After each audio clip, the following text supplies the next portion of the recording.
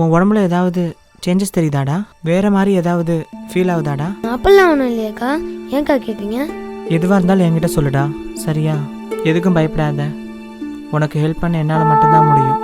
தைரியமாக சொல்லு. அக்கா, இது சொல்லாமா வேணாமான்னு தெரியல, பயமாக தான் இருக்குது. ஆனால் உங்களை நம்பி சொல்கிறேங்க்கா. அக்கா, எனக்கு இந்த மாதிரிலாம் ட்ரெஸ் போட பிடிக்கலக்கா. அழகழகாக ஃப்ராக்ஸ் போட்டு லிப்ஸ்டிக்கு பொட்டெல்லாம் வைக்கணும் தான்க்கா ஆசை. ஆனால் அதெல்லாம் பண்ணால் எங்கள் அம்மா என்னை அடிக்கிறாங்கக்கா. என்னால் அவங்களுக்கு அசிங்கமாக இருக்கும்.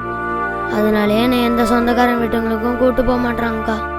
யாருக்கிட்டையும் பேசக்கூட விட மாட்டாங்கக்கா. அக்கா, ஒரு நாள் எங்கள் அம்மாகிட்ட போய் எனக்கு ஜடை போட்டு விடுங்கன்னு சொன்னாங்கக்கா. அதுக்கு என்னை கூப்பிட்டு போய் மொட்டை அடிச்சு விட்டாங்கக்கா.